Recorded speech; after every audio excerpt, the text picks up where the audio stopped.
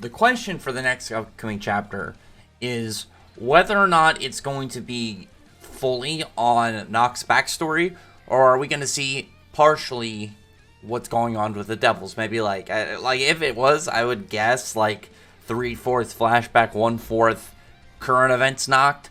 But in the primary thing, obviously, to predict and guess is the flashbacks aspect. Because even if you wanted to talk about the current event, it's like we know that Noct is going to, just get bodied. Like, we already saw what was going on in the chapter before this one. Was it 283?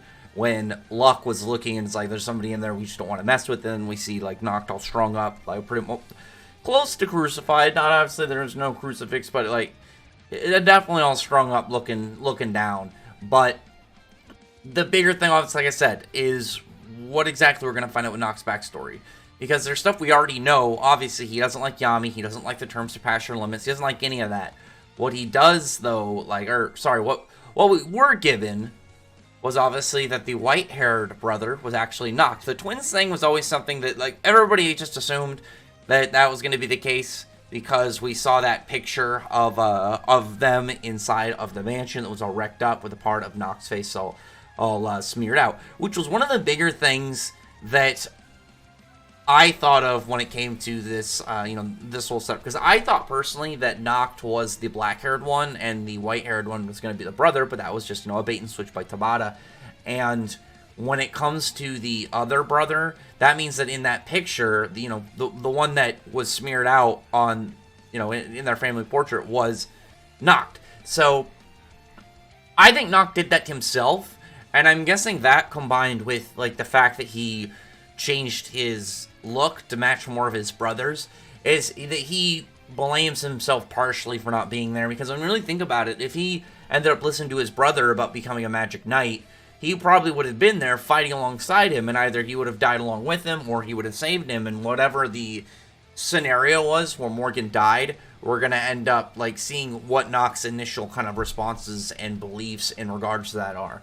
Because that with the whole stuff with Yami and the whole surpassing your limits thing, I'm just fully assuming that it's like he was in one of those moments, passing your limit, and it didn't make it in time and ended up dying. Actually, now that I think about it, what hasn't really been addressed is, like, I don't mean like in the series, but I mean like I don't think I've talked to anyone about this, is who exactly killed his brother.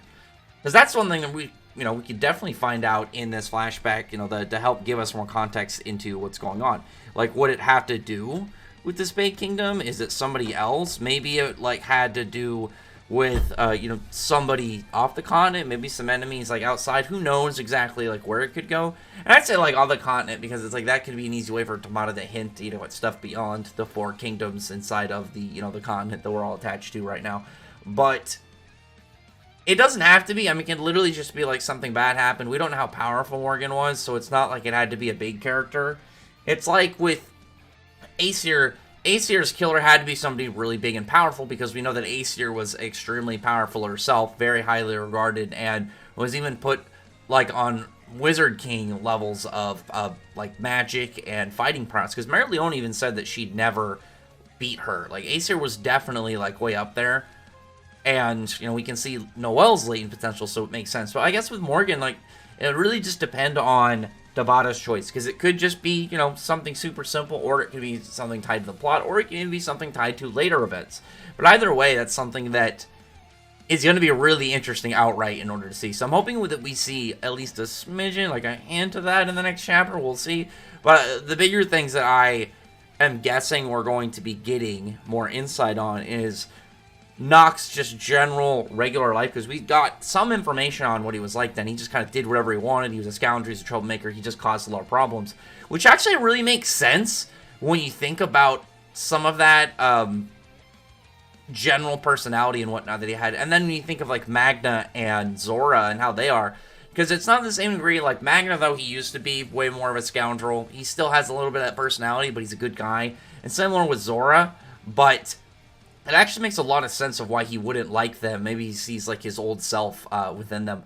But where I think personally the biggest hype is going to be is if we just get some form, maybe like at the end of the chapter, like hints that would, give us some clues on Noct's decisions, because we still don't know why his grimoire has no Clover. We still don't know exactly fully the whole comment that Jack made about his magic and stuff. There's still a lot of, like, more set character details. Like, that's, like, none of this is obviously, like, the larger scale of events, but obviously we're in a Noct flashback, so, like, seeing smaller scale Noct stuff is going to be very important, and I don't know why we would get anything beyond that if we were even going to get a flashback. Like, unless it peered over to a completely different setup next chapter, I really doubt we wouldn't be getting some good in-depth look at the Noct flashback. But I keep thinking about it. I'm just following up with all of my statements. Just kind of like, well, this is true, but this is also the thing that we need to look at. But the clear thing, though, is going to be why he doesn't like Yami. Because they didn't seem to get along in the flashback, but obviously, like, not getting along is completely different from completely hating. So, we'll see. Noct is a very interesting character, like, outright. Like, he's got a lot of secrets, and I think different from, like, normally when you get a character with, you know, you don't know their backstory, you don't know exactly what made them the way they are and what makes them tick and stuff. But with Noct, it was really interesting because it was tied to the main cast and whatnot. It was tied to the Black Bulls. It reminds me a lot, actually, to a degree of Mistogun from Fairy Tail and stuff, because it's like, you have characters who, you know, you're not going to know that, like, their stories are at the bat and stuff. And even, like, someone like Zora, where Zora was, you know, a super odd wrench thrown into things. So he wasn't part of the Black Bulls when, you know, we were seeing him do stuff. Whereas with Noct, he not only was part of the Black Bulls, but he has a history with Yami, and he's the vice captain. So everything beyond this point, like, is going to be really hype. Like, just in general, I know, like, this arc has been really fun in general, but seeing Noct's backstory, and then, like, clearly we're getting revved up back into the swing of things with, like, all these, you know, devils coming out and whatnot. And we already have the Heart Kingdom people there. I mean, like, it went back a few minutes, so it's, like, not exactly what I mean, but obviously in the current events of the story, not counting this, you know, pull back a little bit of time. But, like, Asta's on the way. Who knows what it's going to be like for other big-name characters. Like, it's still got hopes on people like Mars and the Witch Queen showing up.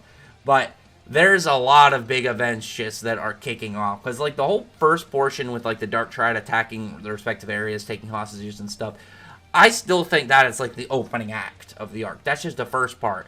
And then we had, you know, stuff, the training, stuff, the preparation, and everything up until, I would assume, pretty much like when Noelle's group showed up. It's more of just getting things laid out and getting the hype built up. Whereas when Austin shows up, things are really going to start kicking off, and we're going to have big events happening.